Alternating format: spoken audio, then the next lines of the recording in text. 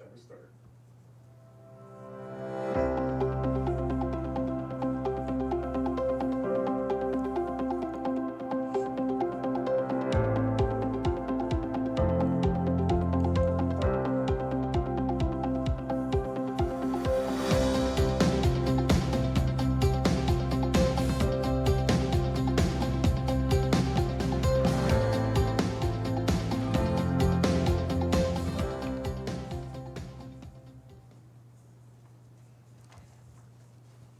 Hello everybody, it's JB Portillo here, and look at our beautiful background.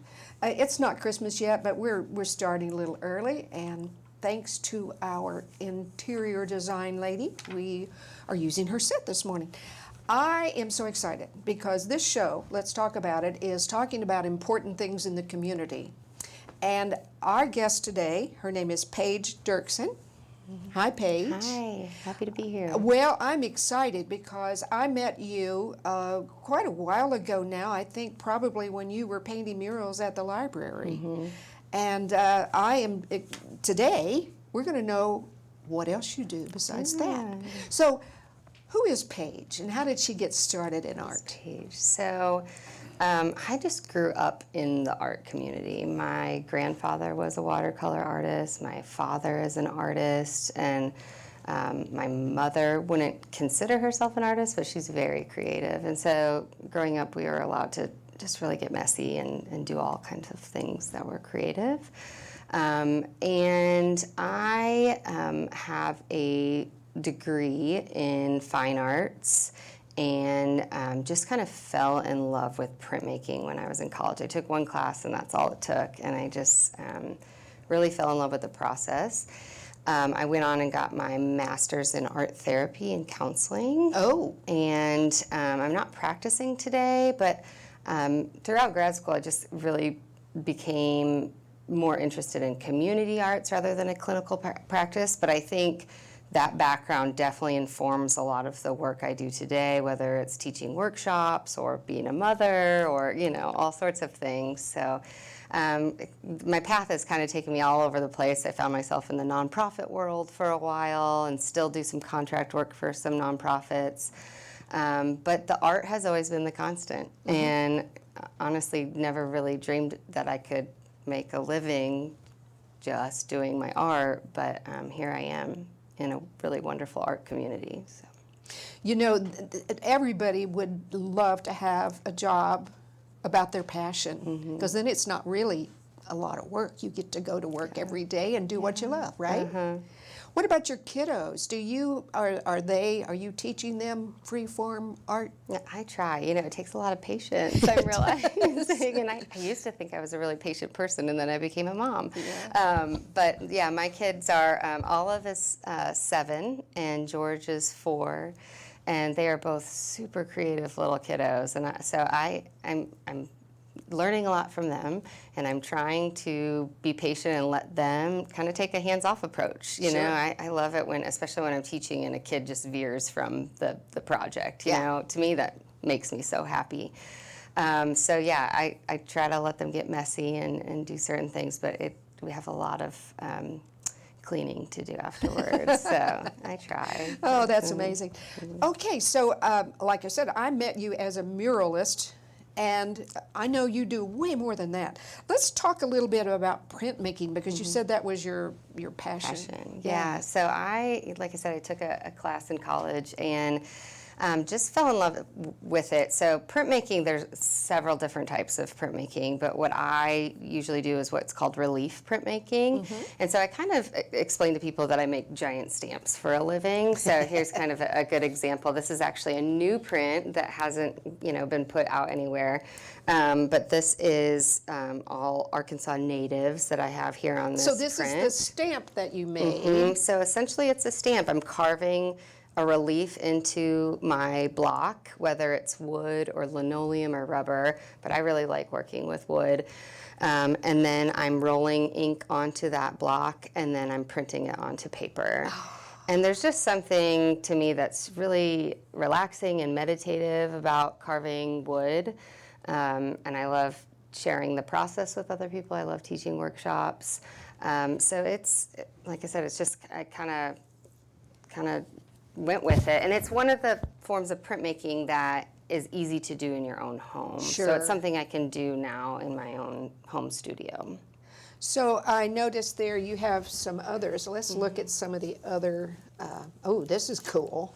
Yeah, so that's an Osage orange that you just grabbed, and that's actually comes from this block. Uh-huh. And so Whoops. one thing I like to do is make reproductions of my print. It actually goes this way. Oh, sorry.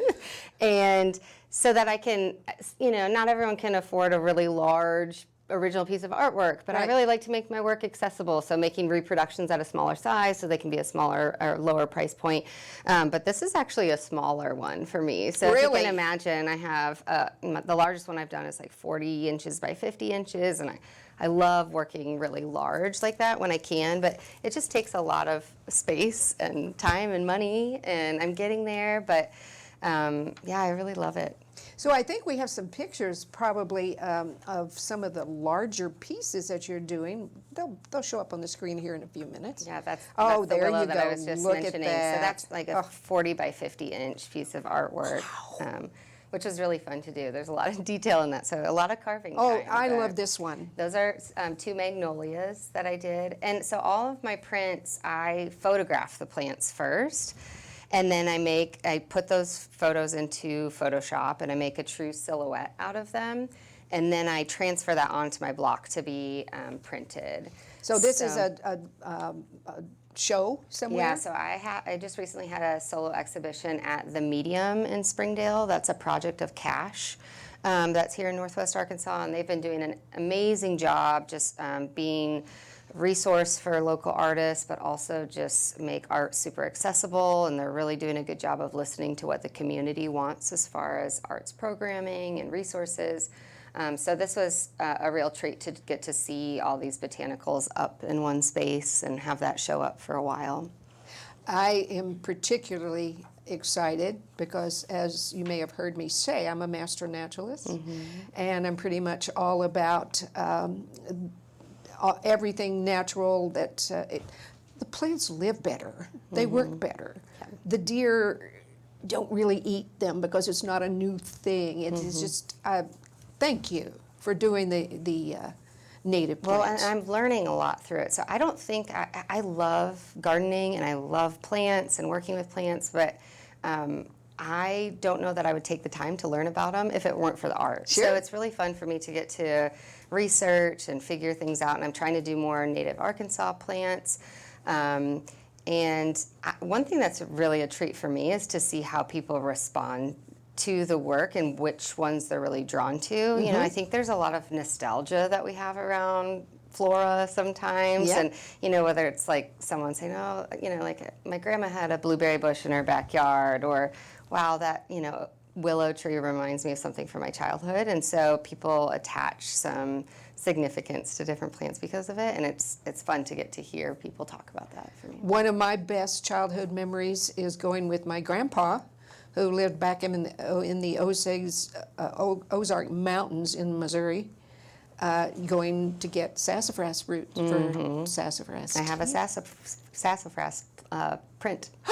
You do? Oh. Yeah, I love sassafras trees. Absolutely. They're amazing. And the Osage orange has a huge history as well. The wood, the branches from the Osage orange is what the Native Americans use for their bows because it's stronger than normal.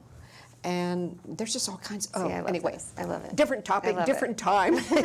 But thank you seriously for doing that. So community arts, what does that mean? Help me understand. I think it can mean a lot of different things. I think public art sometimes for people just makes people feel welcomed in a space. I think community arts and getting a community involved can really be an avenue for fostering community and making people feel empowered or making them feel invested in their own community. I recently did a mural where I had, it was like on a little shed at Fifth Street Studio, And I had people come in and help out with that during the 5th market. And I think we have a picture of that one. There's a, so this one, let me back up for just a second. This is the first mural I did after moving back to Arkansas. And this is at Pedal It Forward. And so if you don't know about that organization, it's an amazing organization. They take old bikes, they fix them up, and then they donate them to people who really need it. And they work with community partners like Boys and Girls Club or someone who really understands the community and know who could use this. So this is part of the process. And I did this design was with my friend Kristen Lohman. So she helped with the design, and we had lots of volunteers come out. And this is the back side of that building, which is actually getting a huge upgrade right now. There's a lot of people working, volunteering their time. So that's going to be a really neat community space in the backyard of Pedal It Forward. And one of the things I think I just love so much about doing murals is getting to really see how the space is activated and getting to know the community that's actually using the space. So especially with Pedal It Forward, it was amazing and so inspiring to see how many bikes are coming in and out of that place every day. Kenny Williams is the director there, and he just does a fabulous job. And so, yeah, that mural was a really fun launching point for me when we first moved back here. And then I did that community mural at 5th Street Market that I mentioned. So this is a picture of this. And we invited the community to come help out during the market they had there.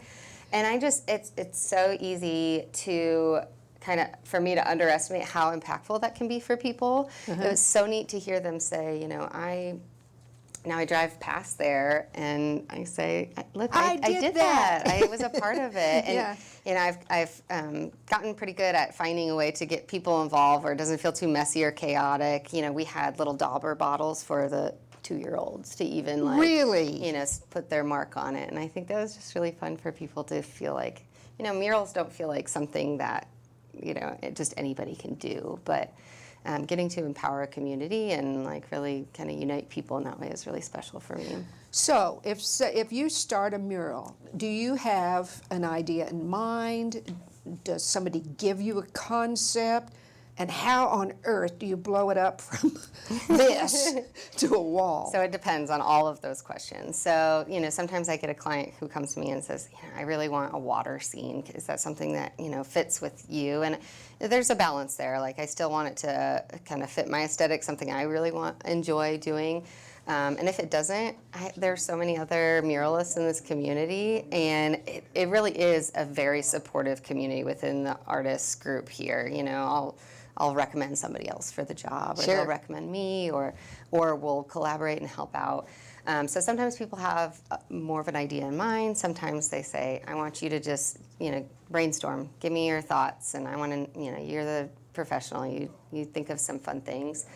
And then it, you know, as far as like transferring the image to a building, it really depends on the image and the building and the location. So sometimes I use a projector, which is what we did for the Pedal It Forward one that you saw earlier. We projected it on and traced everything out. What? Wait a minute. So a regular projector, and you project it up on the wall? Onto the building, and then you trace everything, and then you go back and paint it. So it has to blow it up somehow. Wow. What a lot of work. There are lots of different strategies. Some people use a grid. There are lots of different ways.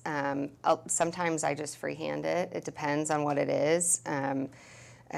Some of my more like geometric ones, I can get away with, you know, just kind of freehanding it, and if it changes a little bit from the original design, that's fine. So do you prefer one or the other? Do you like the geometrics versus nature? What do you like to do the most? See, this is my problem, JB. I want to do it all. I want to do printmaking. I want to do murals of all different kinds. I want to teach. I want to, you know, but that's kind of how my brain works. I can't do the same thing every day, which is why this is such a dream come true for me, because I do get to, you know, if I don't want to focus on carving today, I can print or I can paint or do whatever.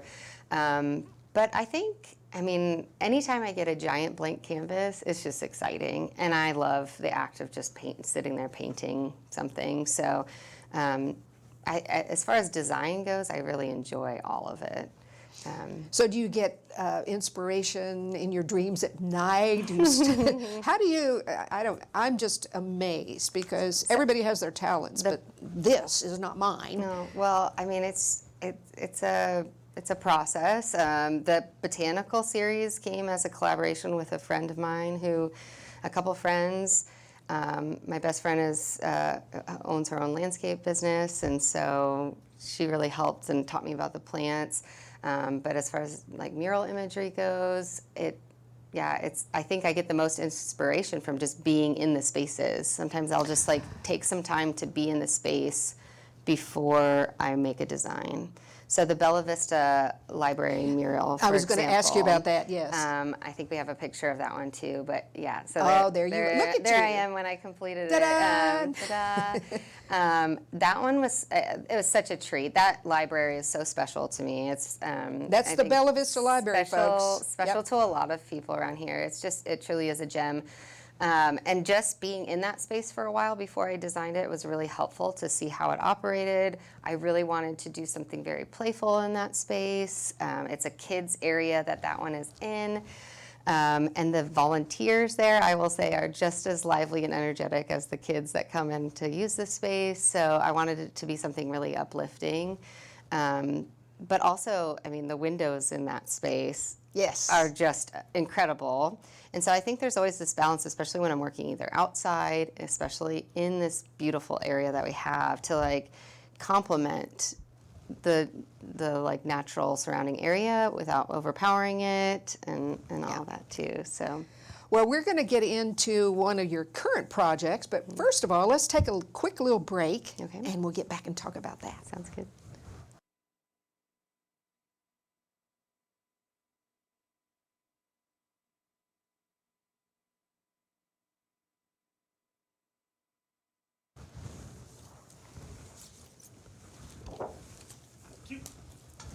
Okay, and we're back. All right, I'm really excited to talk about all of your work. I too learned something. One of the things that I do here just lets me know so much about the community that I would never have known otherwise. So I get it. Now, you have been on several occasions now, for sure at the library, and some other work for the Arts Council here with the City of Bella Vista, correct? Yeah, it's been wonderful working with them. Yeah, and your latest project is in the works as we speak. As we speak. Yeah. I'll be driving there right after this to keep going. And do you mind if people come by and watch you work? No, not at all. Yeah. I think it's really fun to get to talk. Of course, I can't, like do that all the time, but I think, like I said, that's one of my favorite parts is to get to actually know the community that uses the space. Yeah. And on this particular one, I've been just really pleasantly surprised how many people go by and say thank you. Oh, good. Well, you deserve that. Yeah, it's really sweet. Okay, so let's talk about this project. How did you come up with the idea? Tell us about the process. Okay, so this project is there's a trail that connects Bluebird Trail and Tunnel Vision Trail in Bella Vista, and there is a tunnel under Reardon Road. And leading to the tunnel, there's some concrete. We have some images here of that. And a lot of weeds. And a lot of weeds that we're figuring out. How to get rid of. Yeah. And so that image, you can really see how much space is there. And working with the Arts Council, we really wanted to try to do something that felt like it was just for everyone, first off. The trails here really are for everyone, which I love. And I think sometimes public art can help do that. I think when someone stumbles upon art on a trail, it makes them feel like it's for them too. It's not just for the mountain bikers. It's not just for whoever, young, old, whatever. Okay, so here you've got these. Yeah, so these are just some of my quick designs for this mural. There's a couple of them here. And we decided to take kind of a very Do I have it upside down? I don't nope, do it. You're good on that one. A very graphic approach to it, but it still has this nod to the natural surrounding area.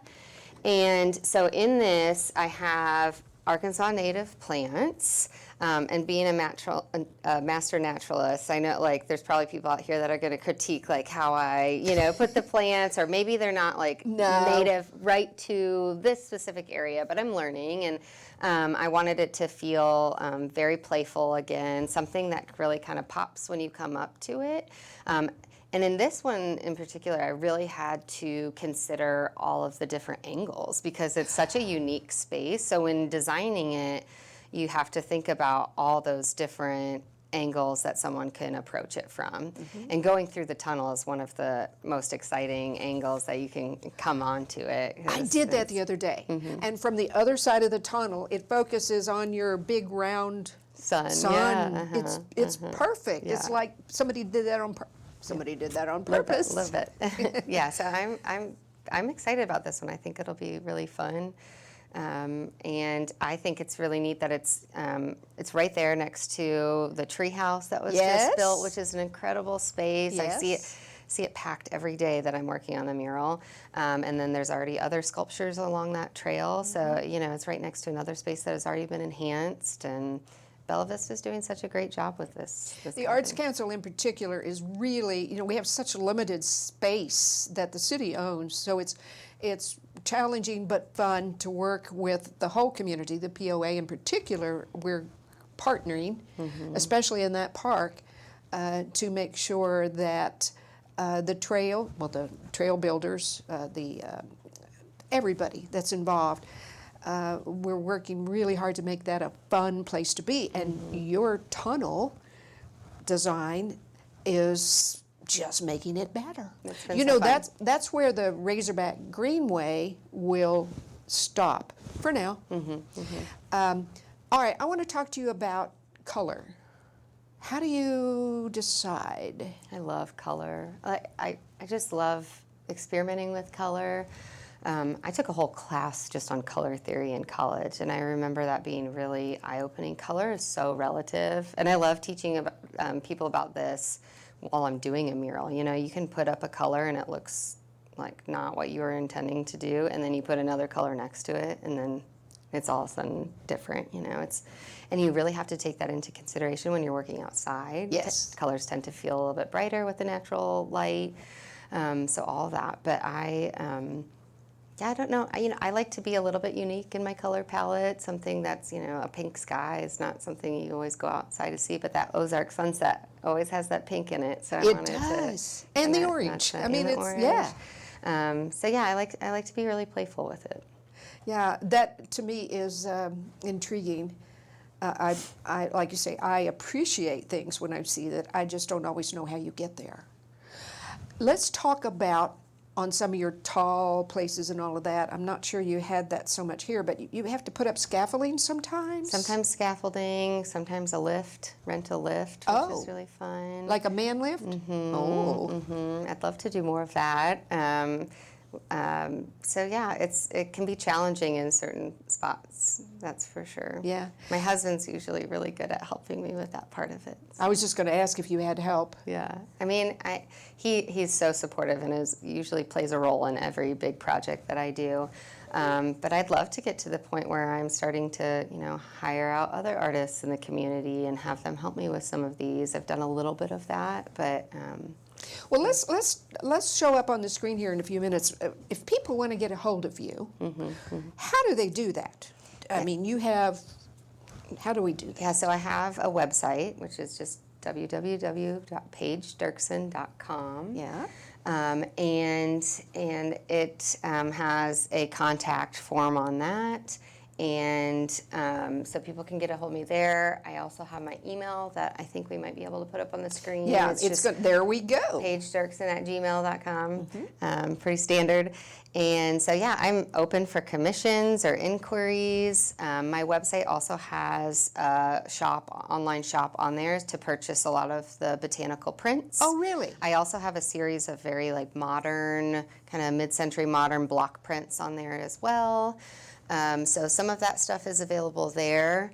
I am putting some of my new product into the Crystal Bridges Museum store. If anybody wanted to just find work out in the public, there's also a new gallery in Rogers called Kaleidoscope Collective with Ooh. it has some really funky things, and I have Is that some down on things the bricks? there. In the bricks area? It's downtown. Yeah. Yeah, and so yeah, I'm open for inquiries and commissions. I love a good design challenge. So Your Facebook too, Facebook and Instagram? it's mostly Instagram. I have Facebook, but it's hard. I feel like I can only manage one of them at a time. Yeah, yeah.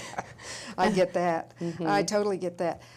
Okay, so now you said that you felt like, now we're talking here on November the 15th, so you believe that this new trail thing will be done by the end of this week, in like 3 days or so? Possibly getting close, so I might have to go into next week a little bit. But yeah, everybody should stop by and see it when it's finished. Oh, everybody, go out there. You get to see the treehouse. You get to see art in action. My kids love the tree house. Oh, good. They get so creative in that space, and it just is fabulous. I tried to talk my husband to go down the slide the other day. He wouldn't do it. No, he's not quite as playful as I am. But anyway. Maybe the swings. That's the swing. Yeah, there you go. Yes, you're right. Outside of that, there are swing sets and everything. Okay, well, again, everybody, I encourage you so much to go out and support not only Paige, but also the Bella Vista Arts Council's work. We are going to be doing a lot of other things with sculptures and art. Just hang tight. You just never know what we might come up with. Like you said, you're inspired sometimes by doing one thing, and that leads to, it's a process, right? It leads you to some other ideas, etc. Oh, and a shout out to the Bella Vista Fire Department because they helped me power wash this last wall. So I just love that. It's like a collaboration sometimes. So they came out and brought the truck and. Oh, did they? I wish we'd have. Not the big giant one, but. Well, and that leads me to another question that I've always been curious about. This particular work on an outdoor space like that, how on earth and how long does it last? And what kind of maintenance do you have to do? It's a tough question. You know, I hope it lasts over 10 years, and it very well could. I spent a lot of prep time on this one because that's something that is important to me, is longevity of the work. You know, the city is investing in this, and I want it to be something that's around for a long time. So we power washed it really well, and then I used a water blocking paint on it, so any moisture that could come through the backside of the concrete isn't going to do any damage to the work. I ended up filling in a lot of little pockets and little holes in it, so I sealed that thing pretty good. And then I use really quality paint that's going to hopefully last a long time, but you never know with some of the elements outside, so. So, okay, so you know what a lot of people are talking about, what we're thinking, you know, at the bend where the tunnel goes this way and that wall is right there. We're hoping that people consider this a photo op for Bella Vista. So, hey, you're going to be famous for a long time. Yeah, we need to figure out a hashtag or something. I know. We need to do that periodically. Okay, so we have a few minutes left. I want to make sure that everybody is aware. I know you have some workshops coming up. Okay, would you tell us about those? Yeah, so I love teaching workshops. I love sharing the process, and I love working with all ages and all medium, but most of my workshops are printmaking related. And I've been teaching a lot at Crystal Bridges, which has been wonderful, and also some at Hillfolk in Bentonville at 8th Street Market. They put on some really wonderful workshops. This Friday, I have a Cocktail and Create program at Crystal Bridges, which is one of their programs that is very laid back. And you get a drink of your choice and get to do some artwork at the same time. And we are going to be stamping with some gift wrap and holiday tags. Oh. So I'll be bringing a lot of stamps that I carved myself, a lot of botanicals, snowflakes, different things. So that should be fun to experiment with. And then I have there's a market coming up in Fayetteville called the Little Craft Show. I'll have a booth there. That's just like a artisan market. And then on December 9th, I'll be teaching at Hillfolk, and we'll be doing pretty much that same gift wrap and holiday tag, but participants will get to carve their own stamp, which will be kind of fun. And then, let's see, January, I will be teaching an 8-week course at Crystal Bridges for their Studio 55 plus class. That means anybody 55 and older. 55 and older. This is a new program that they've been doing and they've had great success with. So it's part of a larger grant that they received, and it's just it's really great, and I received training to be able to teach some of these courses, and I think they were interested in me teaching because of my background with art therapy and group work.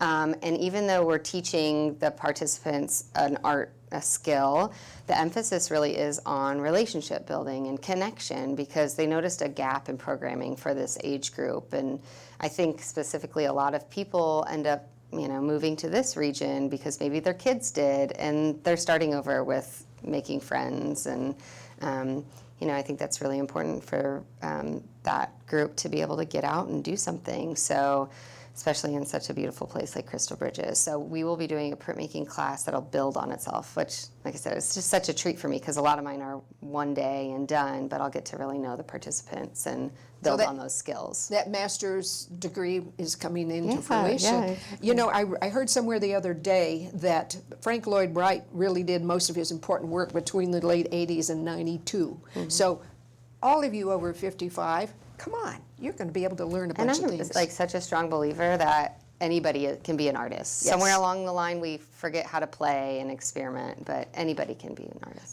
I could talk to you for hours, but we have to go. So here's the deal.